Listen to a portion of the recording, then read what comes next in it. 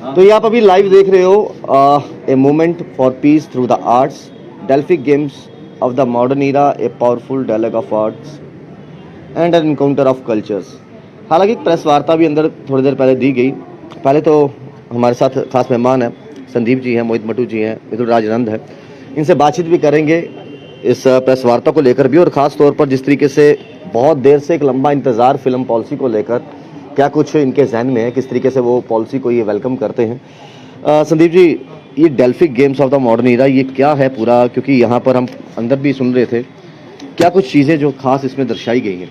ये राहुल जी अभी आज क्योंकि हमारा भी इंट्रोडक्शन डेल्फिक के साथ आज ही हुआ है, बट जितना मैं जानता हूँ, जितना मुझे पता चला अभी तक, वो ये है कि डेल्फिक मूवमेंट एक 2500 साल पुरानी एज पर देम ये बता रहे हैं कि 2500 साल पहले जैसे जब ओलंपिक शुरू हुआ था तभी ये भी हुआ था, उसके आसपास कुछ 10 साल का फ़र्क था।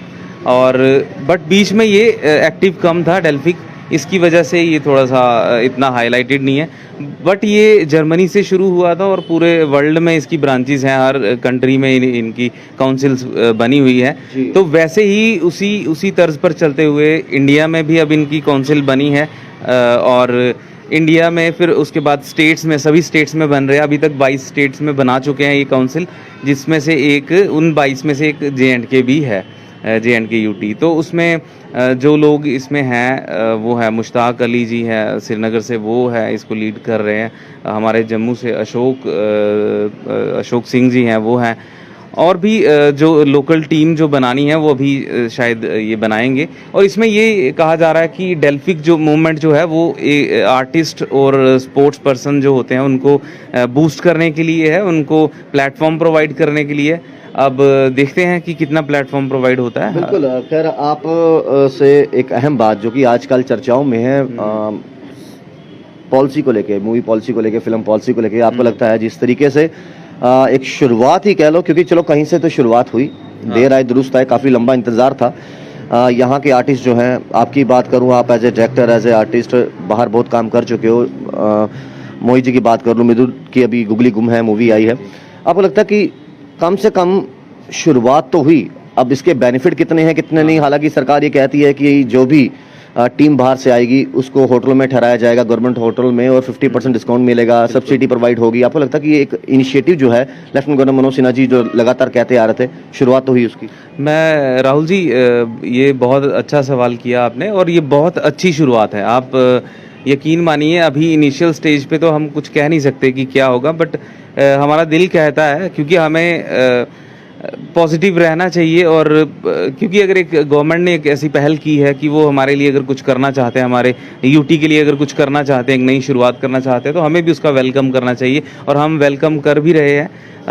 बहुत अच्छे उसमें प्रावधान है कि जैसे इन्होंने बोला है कि जो अगर आपको सब्सिडी लेनी है JNK में फ़िल्म शूट करते वक्त, तो आपको मिनिमम कुछ इन्होंने डेज़ फिक्स किए हुए हैं कि इतने दिन अगर आप शूट करते हैं JNK में तो आपको इतनी सब्सिडी मिलेगी। मृदुल, किस तरीके से देखते हो ये जो फिल्म पॉलिसी आई है, कितना बड़ी अपॉर्चुनिटी यहाँ की जम्मू कश्मीर की यूथ को लेकर है, और ख़ास तौर पर कैसे देखते हो कि आने वाले समय में इतनी अच्छी लोकेशंस हैं? जम्मू कश्मीर हमेशा बॉलीवुड का चाहिए, मतलब पहली पसंद रही है, किस तरीके से देखते हो ये पॉलिसी को लेकर?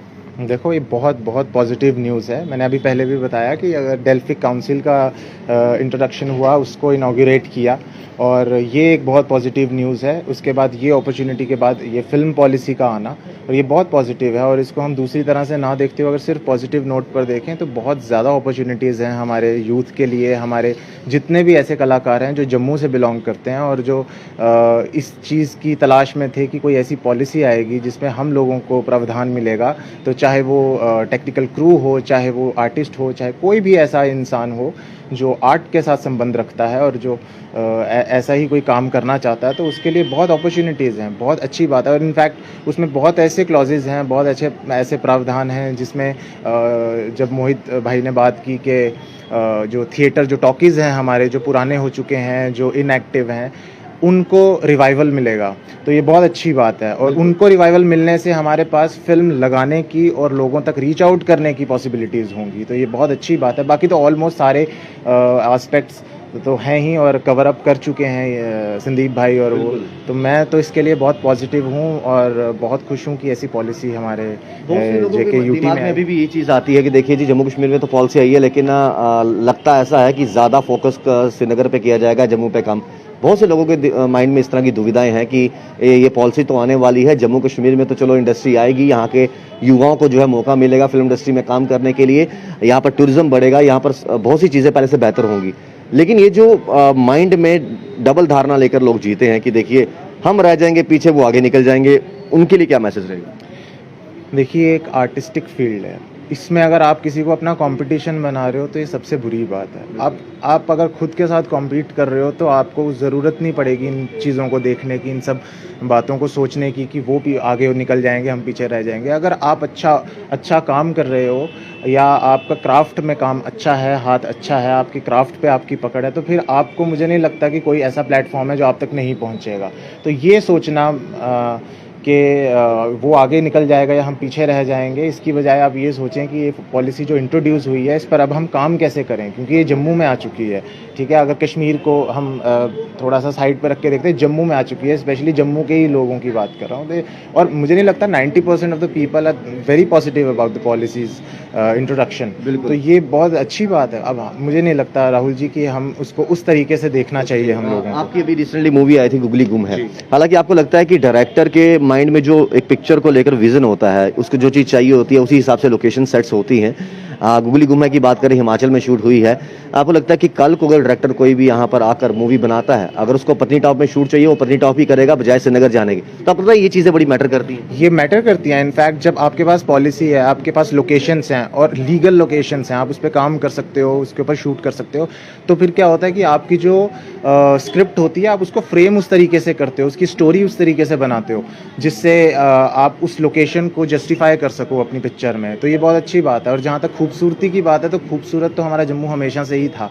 जैसे रियासी की बात की और बदरवा की बात की, बहुत सी ऐसी लोकेशंस और हैं जो बहुत खूबसूरत हैं और इन पर तो ज़रूर काम होना चाहिए और ऐसे ही हम चलते रहेंगे। और बहुत अच्छी बात इन्होंने कही और इसी तरीके से जो काम है वो होते रहना चाहिए। और चालू बदमाश भी हैं। चालू बदमाश, ये जो नई पॉलिसी आई है किस तरीके से आप देखते हो, या अभी भी कईयों के दिल में मंशा इस तरह से जाहिर होती है कि जम्मू कश्मीर फिल्म पॉलिसी जो नई निकली है, सारे के सारा बॉलीवुड जो है श्रीनगर भागेगा, जम्मू वाले को टोचा लग जाएगा। तो भट्ट साहब इसमें क्या कहेंगे? क्या लगता है कि जब डायरेक्टर या आप भी कोई डायरेक्ट करते हो, कोई कॉमेडी वीडियो या कुछ भी, तो आपके माइंड में वो चीज़ें होती हैं कि हाँ मुझे लोकेशन अगर पत्नीटॉप में चाहिए तो मैं पत्नीटॉप ही शूट करूंगा, श्रीनगर नहीं जाऊंगा? किस तरीके से देखते हो फिल्म पॉलिसी जो आई है? देखो, भट्ट साहब के अंदाज में यही बोलूंगा कि जम्मू कश्मीर के लोकल कलाकारों के लिए इस पॉलिसी में नहीं है कुछ। एडमिनिस्ट्रेशन ने एक बार फिर से लगाया है जम्मू कश्मीर के लोकल कलाकारों को टोच। मामी की कसम, टोच लगने वाला है। टोच कैसे लगने वाला है? देखिए, बोलते हैं कि बॉलीवुड फिल्में आएंगी। भाई आएंगी, वो पहले भी आती थी, कोई नई बात नहीं, आएंगी। अब जब बॉलीवुड फिल्म जम्मू कश्मीर में आएगी तो हम वेलकम करते हैं कि हमारा टूरिज्म प्रमोट होगा, जो चीज़ें अच्छी हैं उसके लिए हम वेलकम कर रहे हैं, ठीक है। लेकिन आपको लगता है कि रणवीर सिंह जो लीड रोल कर रहा होगा, रणबीर कपूर बॉलीवुड फिल्मों में जो फर्स्ट लीड डिसाइडेड है, सेकंड लीड उसके तो भट्ट साहब को रखेंगे क्या उसकी जगह? नहीं रखेंगे। वो बोलेंगे कि भैया हमने जम्मू के 100 कलाकारों को लिया है, हम भी बड़े खुश, हम भी लेंगे। तो बाद में पता चला खत्री साहब वो रणवीर सिंह के पीछे डांस कर रहा है, भट्ट ऑटो चला रहा है, तो मतलब छोटे मोटे रोल देंगे, ठीक है। तो हमारा इसमें ये है कि आप आइए, पहले भी फिल्में बनती थी, आप आइए, जबरदस्त फिल्में बनाइए, टोच लगाइए, जो मर्जी कीजिए, लेकिन हमारी मांग ये है कि इंडस्ट्री बनाइए जम्मू कश्मीर की, रीजनल सिनेमा, रीजनल इंडस्ट्री, ताकि यहाँ के जो लोकल कलाकार हैं, जैसे अपना आकाश भाई है, इतना जबरदस्त डांसर है, मम्मी के इसके ठुमके देखा करो, खुद भी नाचता है, लोगों को भी नचाता है, और उसके बाद अब इसको नचाने वाली भी आ गई है, इसकी एंगेजमेंट भी हो गई है, अब इसको नचाएगी। तो अब ये कहने का मतलब मेरा ये है कि अब हमें एज अ संयम पंडो अगर मैं बात करूं कि रीजनल सिनेमा के ऊपर जोर देना चाहिए, जम्मू की इंडस्ट्री बननी चाहिए, जम्मू कश्मीर की लोकल इंडस्ट्री पर हमारा जोर है, ताकि यहाँ के चाहे वो डांसर्स हैं, कोरियोग्राफर्स हैं, सिंगर्स हैं, म्यूजिशियंस हैं, एक्टर्स हैं, सभी को काम मिले। अगर यहाँ की रीजनल सिनेमा सेटअप होता है, फिल्म इंडस्ट्री बनती है। शुरुआत तो आपको लगता है हो जाएगी या होने वाली या हो चुकी है, बट ये जो इन चीज़ों को तवज्जो देना बहुत जरूरी है जिसका आप जिक्र कर रहे हैं। बिल्कुल बिल्कुल। अब देखिए, अगर आप हमारी जो डोगरी लैंग्वेज है वो भी 8th शेड्यूल में आ चुकी है, एक प्रमाणता में, क्योंकि छोटी बात नहीं है। हमारी लैंग्वेज अब लोग सुनना पसंद करते हैं। अगर हमने भी अभी डोगरी सॉन्ग अपना बस दिगदार अवाम ने जो डाला था, तो कुछ ही मतलब दिनों में वो 1,00,000-1,50,000 क्रॉस कर गया व्यूज।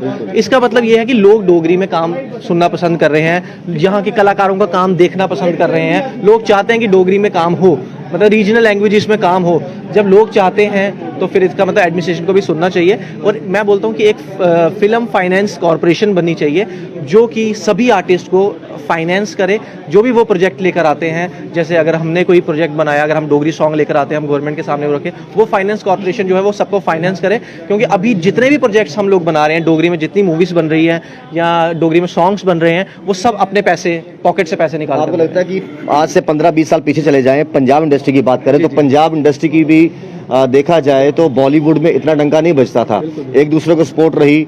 आज ऐसी कोई मूवी नहीं है जहां पर एक पंजाबी सॉन्ग नहीं हो। आपको लगता है ये एक बेहतर समय है, एक साथ जम्मू कश्मीर के तमाम कलाकारों को होके अपने हक के लिए लड़ाई लड़नी चाहिए? बिल्कुल बिल्कुल, सभी को इसमें, मैं तो स्टार्टिंग से और जब भी मेरे मीडिया में इंटरव्यूज़ हुए हैं मैंने हमेशा यही बोला है कि हम सभी आर्टिस्ट को सबसे पहले तो यूनिटी एक दिखानी जरूरत है। टांगे खींचने बंद करो एक दूसरे की, इकट्ठे हो जाओ सभी आर्टिस्ट, और फिल्म इंडस्ट्री की मांग करो कि जम्मू कश्मीर में फिल्म इंडस्ट्री जो है वो सेटअप होनी चाहिए। ये बड़ी अच्छी बात नहीं कही। हमारे साथ आकाश डोगरा भी हैं, रिसेंटली इनका एक गाना भी रिलीज हुआ है 15 अगस्त को लेकर। आकाश डोगरा जी, सबसे पहले आपका शुक्रिया, बहुत अहम भूमिका का रोल आपने इसमें मुझे दिया है। मैं ढूंढ ढूंढ के देख रहा था, परेशान हो गया था दूरबीन लगा के कि मेरी शक्ल कहाँ पर, फिर आपने फाइनली स्क्रीनशॉट भेजा। किस तरीके से देखते हो ये जो पॉलिसी आई है आने वाले समय में जम्मू कश्मीर के आर्टिस्टों को, खास तौर पर जम्मू के लोगों को, चाहे वो सिंगर हो चाहे वो डांसर हो, कुछ भी हो, जो भी उनमें कला हो, आपको लगता है आने वाले समय में मौका मिलने वाला है? जी बिल्कुल खत्री साहब, ये जो फिल्म पॉलिसी बनी है, मुझे बहुत ज़्यादा यकीन है अपनी सरकार पे कि ये एक पॉजिटिव पॉइंट है।